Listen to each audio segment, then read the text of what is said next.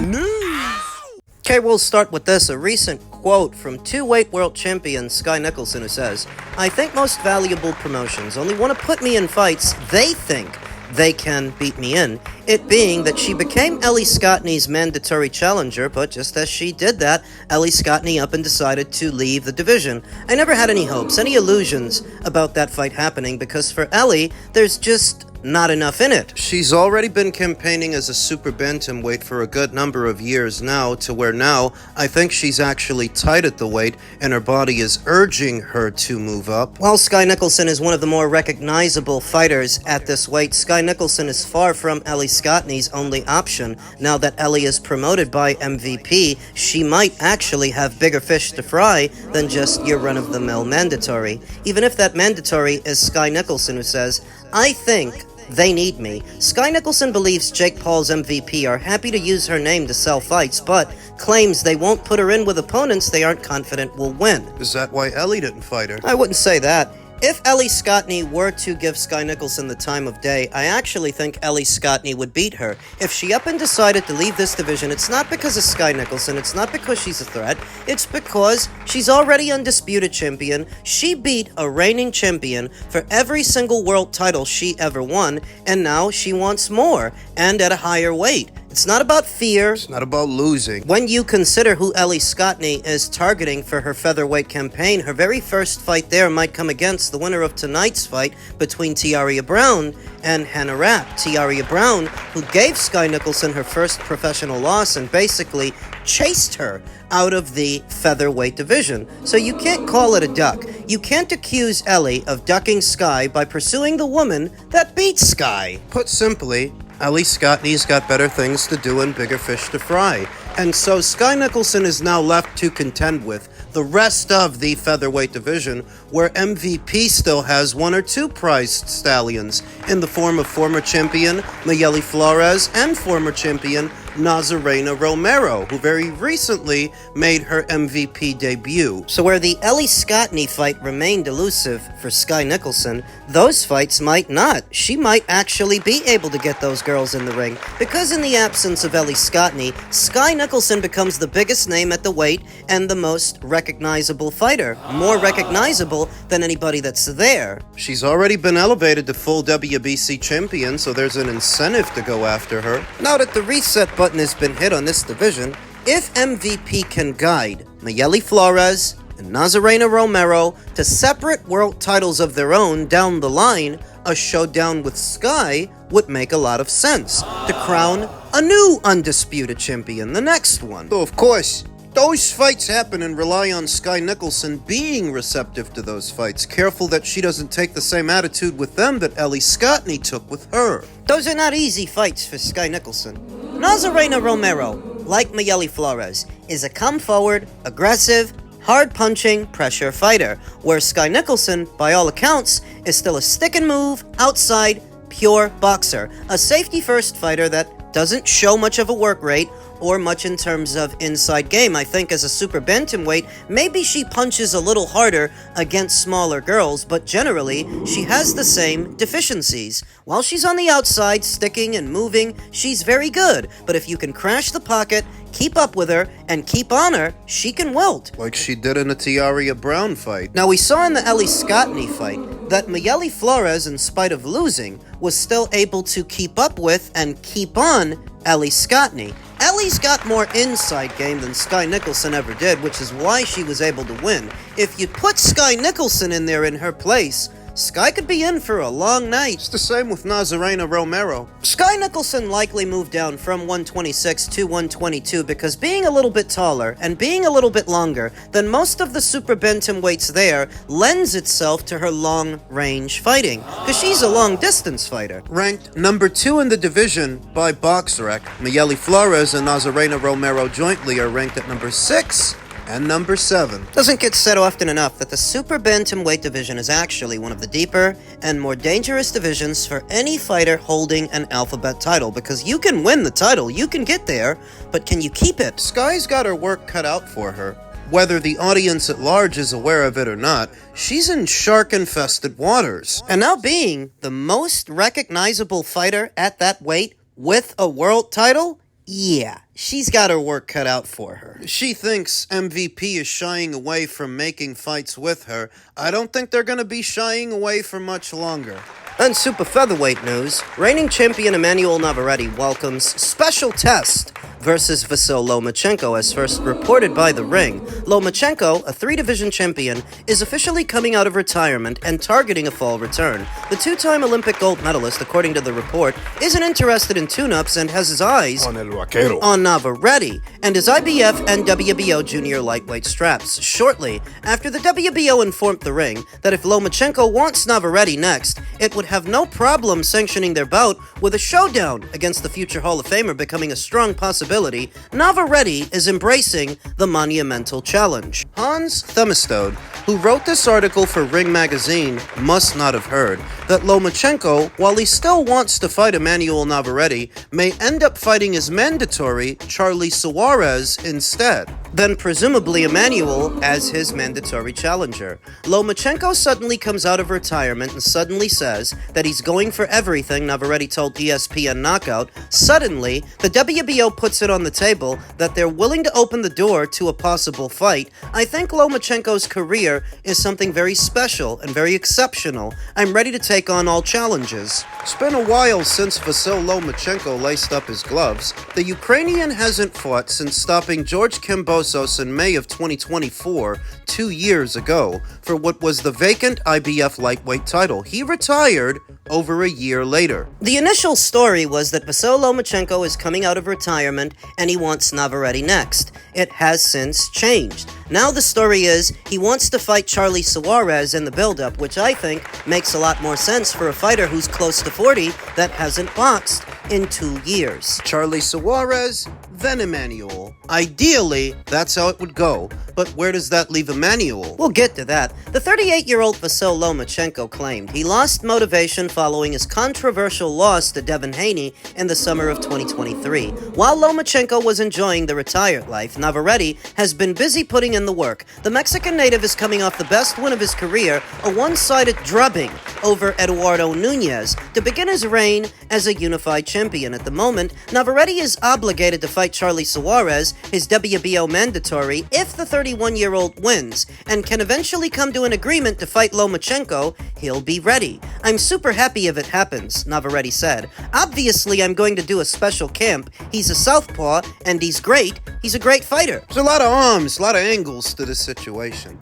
The WBO's telling Emmanuel that he's got to fight Charlie Suarez next, but Charlie isn't fighting Emmanuel next. Charlie is set to return to action on the undercard of Oscar Olescuaga's next fight, which is being promoted by Simpson Lukowicz. Simultaneously, Vasyl Lomachenko has since changed his tune. Where initially he wanted Emmanuel next, now they're saying he wants Charlie next, which I think makes a lot more sense for a fighter his age, having not fought in a long time. So if I had it my way, that's how it would go for Vasyl Lomachenko. Charlie Suarez in the fall for WBO mandatory status. Though where would that leave Emmanuel Navarrete? If he's not fighting Charlie and he's not fighting Loma, who should he fight? Oh, Shocky Foster. For what would be 3 of the 4 major titles in the super featherweight division. It's a fight that O'Shaquie Foster has wanted for some time. He still wants it.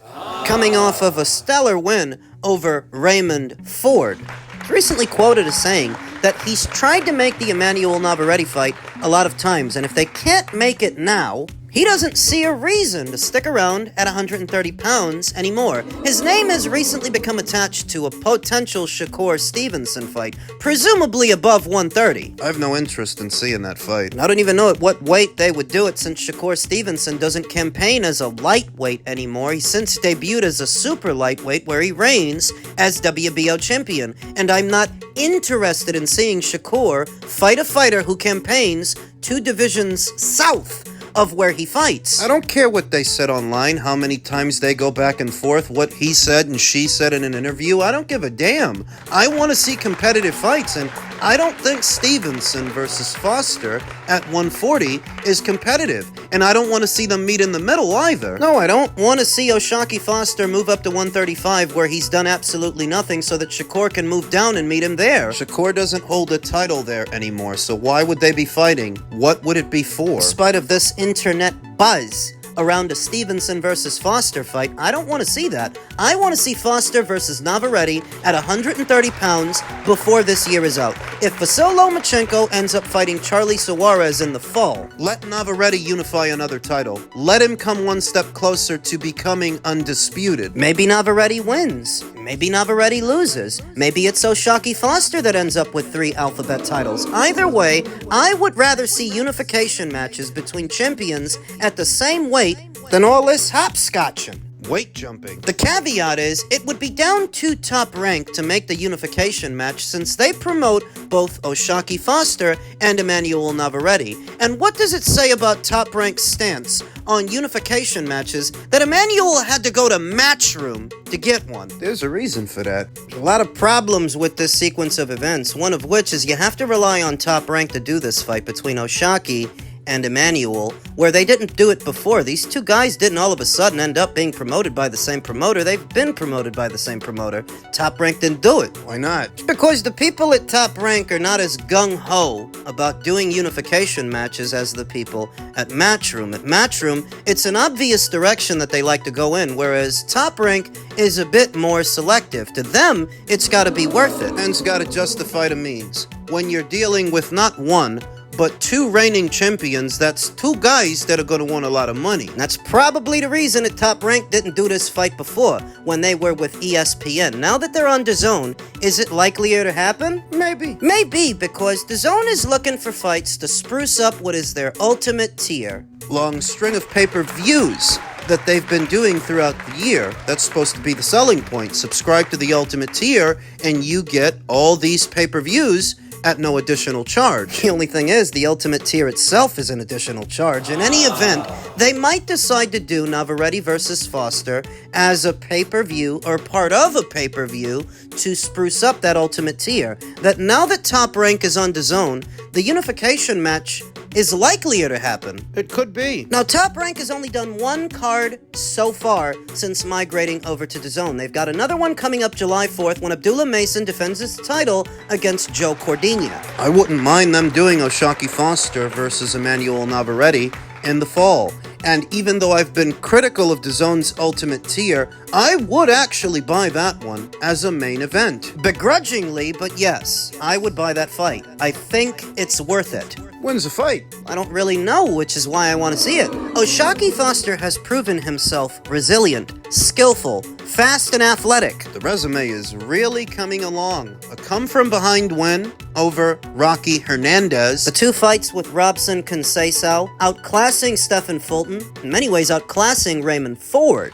Gotta figure that if a little old Charlie Suarez could give Emmanuel a hard time, it's not far-fetched to say that O'Shaquie can do a bit better than that. At the same time, since the Charlie Suarez fight, Emmanuel Navarrete has since hired a nutritionist. Seems to have made a world of difference. There's a glaring difference in the Navarrete that fought Charlie Suarez and the one that just fought Eduardo Nunez. He's back to his old form, doing everything fundamentally wrong, but somehow still making it work. And so long as he can keep looking like that, menacing, it's hard to pick anybody at this weight to beat him, Vasyl Lomachenko included. Which brings us to the second problem with this sequence of fights. The first is relying on Top Rank to do the unification with their 2 champions, where they're very selective about what unifications they want to do. That's the first problem. The second problem is Vasyl Lomachenko's not with Top Rank anymore. I suspect that the architect behind his return, it's not nobody at DAZN,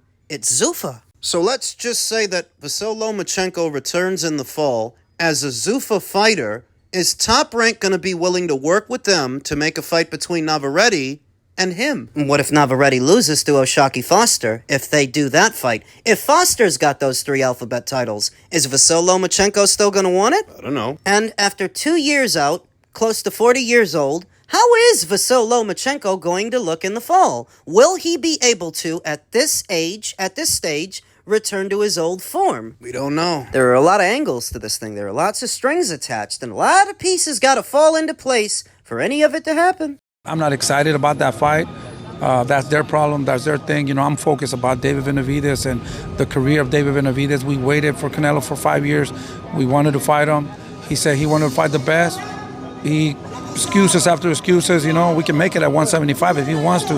I'm not interested, and I really don't want to talk about Canelo, to be honest. We're doing our own thing, and you know, but I'm not. Guy's like a broken record. That's from a recent Fight Hub interview, but let's be honest, the last 3 or 4 years, or however long it's been, you could have pulled up any interview from any point in time, Anywhere in between there. you guys are just gonna keep saying the same fucking thing. You haven't campaigned at the same weight as Canelo Alvarez by my count 2, 3 years? So what are you still talking about him for? Fielding questions about it. You say you're not excited.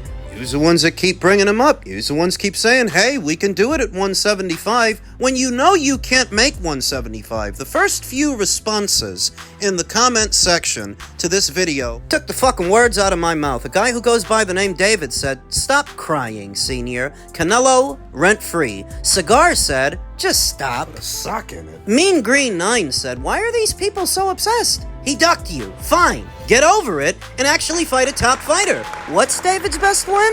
Zerto? That's the one. That's the tweet. Because I don't think you have to be a Canelo Alvarez supporter to find this repetitive and annoying. Pathetic. Move on. Keep hearing these guys say that they can make 175 for Canelo more than I hear them say that about Artur or Dimitri. Those are the guys that are at 175, not him. You ain't even there either, so get the fuck off his dick already. If he ducked you. But makes you feel better to spend every waking moment telling every interviewer that points a microphone in your face, Canelo ducked us. You're 2 divisions north of where Canelo Alvarez campaigns. What's the point in talking about this anymore? Well, they've got to sell that Noel-Machalian fight that they've petitioned the WBC to have, and the problem is, most people don't know Noel-Machalian, so they've got to keep doing this. I told you. As many times as they like to bring up Canelo in interviews and talk about Canelo and focus on Canelo is as many times as I've told you, the biggest part of promoting David is Canelo. Without that, people just aren't that interested. The last fight that he had, the pay-per-view, what were the numbers for that thing? And the one that he's about to have with Noel-Machalian, what are those gonna be? Even worse. So they're doing the victim thing to where we wanted to give you a great fight, we wanted to fight Canelo, but he wouldn't fight us. Will you settle on Noel-Machalian? That's the angle. The victim angle, and the problem is, Canelo ain't the only great fight that you could have had. Dimitri, Artur, Jai Opataya, where you are now, would be a better fight than the one you're about to sell The us. Jai Opataya fight you rejected, according to Lance Pugmire, according to Boxing Scene. So you can try to sell us Noel-Machalian for $75.99 on Amazon Prime. Are you joking? You on drugs? He was before. That's how he got stripped of the WBC title the first time. I don't think you have to be a fan of Canelo to find Jose still talking about him desperate. Annoying? I mean, don't you get tired of talking about the same thing? Because I know I'm tired of hearing about it. Because I don't understand. And Canelo, I wanted to fight him. Guys aren't tired of saying that shit?